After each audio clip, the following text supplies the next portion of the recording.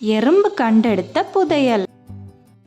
ஒரு பசுமை நிறைந்த வயலுக்கு பக்கத்தில் டீனு அப்படிங்கிற ஒரு எறும்பு இருந்தான்.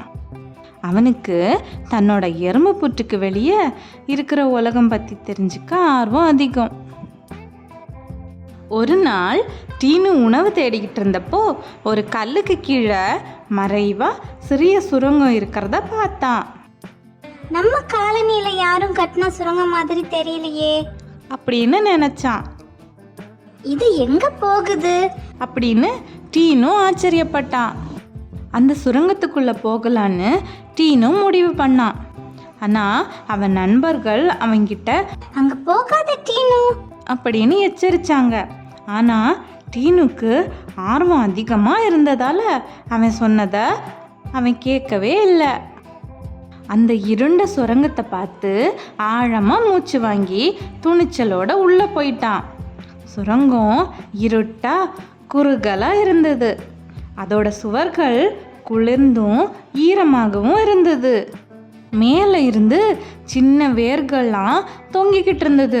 பார்க்கறதுக்கே ரொம்ப பயமா இருந்தது. அந்த நேரம் ஒரு மெல்லிய சத்தம் கேட்டது. தயவு செய்து உதவுங்கள். அந்த சத்தத்தை கேட்டு டீனு பார்த்தான். அங்க ஒரு மின்மினி பூச்சி சிலந்தி வலையில சிக்கியிருந்தது.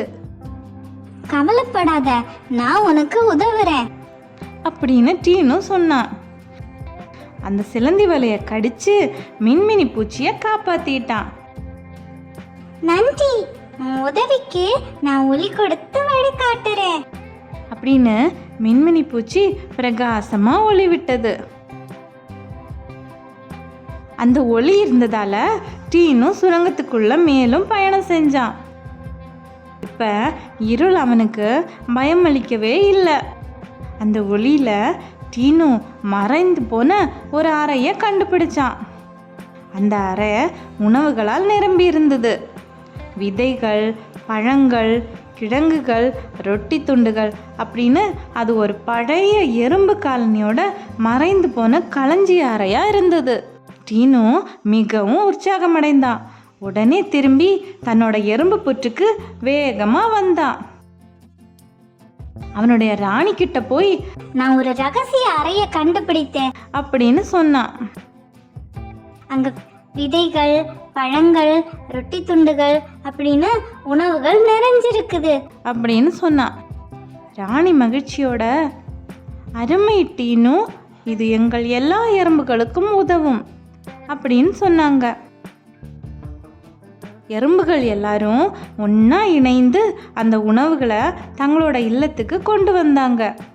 அந்த உணவுகள் அவர்கள் ரொம்ப நாட்களுக்கு போதுமானதாக இருந்தது. டீனு தன் துணிச்சலுக்கும் ஒரு நண்பனுக்கு உதவியதற்கும் ஒரு பெரிய வீரனா பெயர் பெற்றான். கதையோட நீதி, துணிச்சலும் தயவும் மிகப்பெரிய கண்டுபிடிப்புகளுக்கு வழிகாட்டும். அதனால குழந்தைகளே, நீங்களும் டீனுவ மாதிரி துணிச்சலும் நன்மையும் பின்பற்றினா அதிசயங்களை கண்டுபிடிக்க முடியும். துணிச்சலும் நன்மையும் வாழ்க்கையில் அற்புதங்களை உருவாக்கும். இது மாதிரி தினமும் நிறைய கதைகள் கேட்க என் சேனல் மறக்காம சப்ஸ்கிரைப் பண்ணுங்க.